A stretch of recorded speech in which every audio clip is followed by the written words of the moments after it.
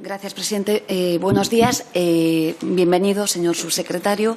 La verdad que desde nuestro grupo tenemos cierta preocupación con los presupuestos que ustedes formulan en uno de los ministerios más queridos y más deseados por el Grupo Confederal de Unidos Podemos en Común Podem en Marea. Ciertamente hemos sido el grupo que hemos reivindicado la necesidad de tener un ministerio con perfil propio, por cuanto que consideramos que la enorme transformación o la radical transformación que necesita nuestro país viene de la mano nada más nada menos que del reto de acometer un radical cambio del modelo productivo, y para eso era necesario diseñar una estructura propia con un ministerio propio y obviamente con un presupuesto que relieve las necesidades para, insisto, esta ambiciosa medida. Creemos que el presupuesto no alcanza la ambición que debería, que es corto en muchas de sus propuestas, y es más,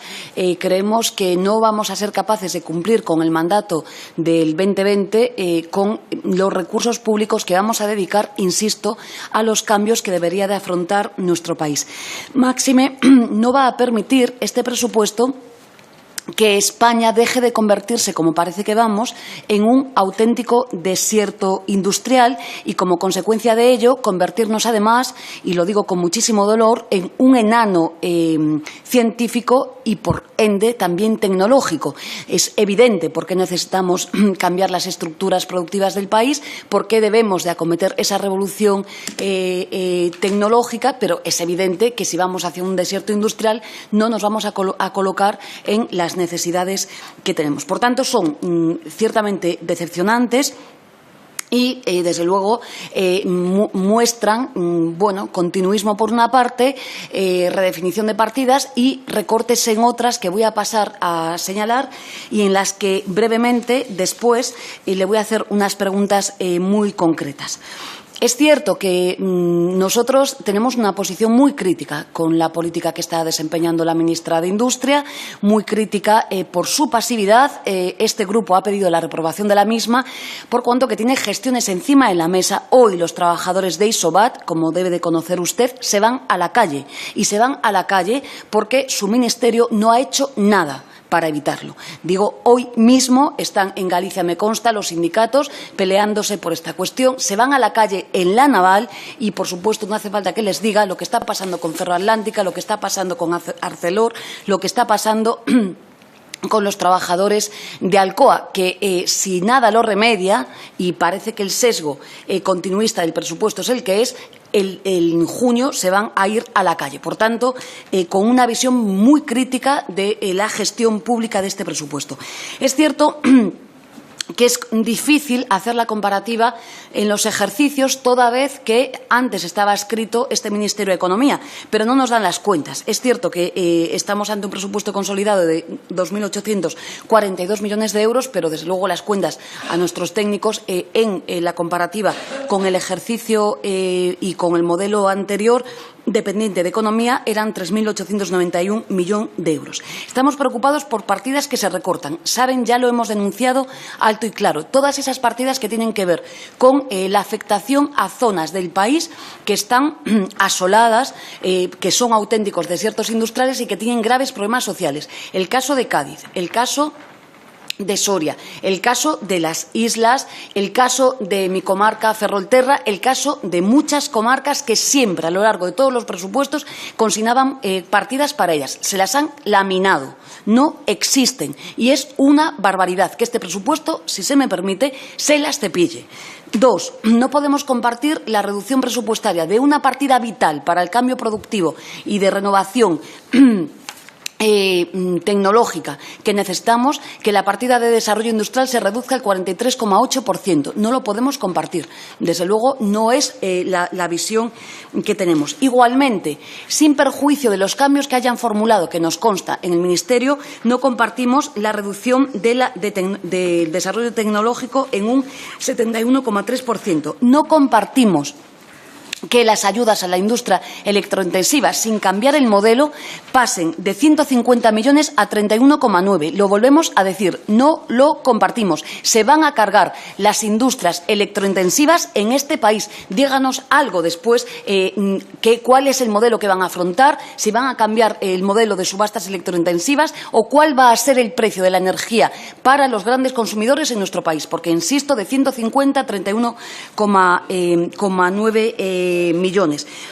Por supuesto, tampoco podemos compartir, digamos, que algunas de las cuestiones que faltan para el impulso real de la industria, que sería un plan de inversiones públicas en materia de infraestructuras productivas y tecnológicas para revertir el proceso de desindustrialización, un plan de reindustrialización sostenible, que no hay una apuesta en este presupuesto, no sabemos cuál es. Suben un poquito la partida al 0,8% de reindustrialización y reconversión, solo con los follones que tenemos ahora mismo encima de la mesa y, por desgracia, con trabajadores que se van a la calle. Explíquenos cómo lo van a hacer. 59 millones para el sector naval. También nos gustaría que nos digan qué va a pasar con el plan industrial de Navantia. Díganos clarito cuál va a ser la apuesta, porque, insistimos, también combinando con el Ministerio de Defensa, el presupuesto es el que es. Díganos qué va a pasar con el sector naval público y privado. No aborda la transformación digital como necesitaríamos para el conjunto de la industria. Y, en definitiva, tampoco hay una apuesta fuerte por lo que desde otro ministerio y desde el Gobierno de España se emprende, que son las apuestas consolidadas y fuertes por los vehículos eléctricos, por las plataformas de movilidad, transportes públicos y demás, con apuestas serias, digo, económicas por parte del Estado. Por tanto, que se me acaba el tiempo, decepción en estas partidas que ustedes presentan, y sí que nos gustaría que nos contesten a 4 preguntas, ya que tenemos la ocasión. Primero, ¿cuáles son las inversiones concretas que piensan realizar para el fomento y el apoyo del desarrollo industrial de los núcleos ya existentes, pero los que están amenazados de permanencia? Le he citado algunos. Por favor, tenemos la posibilidad hoy. Hay trabajadores y familias que sus vidas penden de sus decisiones. Díganos qué van a hacer con la naval, díganos qué van a hacer con Isobat Made, díganos qué va a pasar con Ferroatlántica, díganos qué va a pasar con Meirama, díganos qué va a pasar con un montón de empresas y, particularmente, el caso de Isobat, que, insisto, hoy a la calle. 2. ¿Qué proyectos de reconversión para estos focos tienen previstos acometer? Díganos algo concreto, porque de verdad que nos hemos estudiado la memoria, los objetivos, los programas, y es que no somos capaces de saber por dónde sale el sol. De verdad que nos gustaría compartir con ustedes y mirar el amanecer del día con unos ojos de esperanza, de verdad, por las gentes a las que nos debemos. 3. ¿Cuál es la motivación que ha llevado a prever un menor gasto en materia de investigación justamente en este ámbito, para el cambio productivo que precisa España?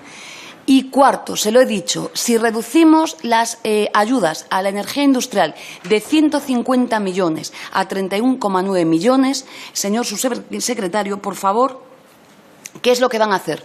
¿Cuándo van a desarrollar el estatuto electrointensivo? Que, por favor, madre mía, es que lo tienen en todos los países europeos. Le damos propuestas nosotros, se lo dan las empresas. Lo que ustedes quieren, se lo hacemos rapidito. Equipos de ingeniería solventes me consta que tienen para que lo puedan hacer. ¿Cuáles van a ser los precios de la energía industrial en nuestro país?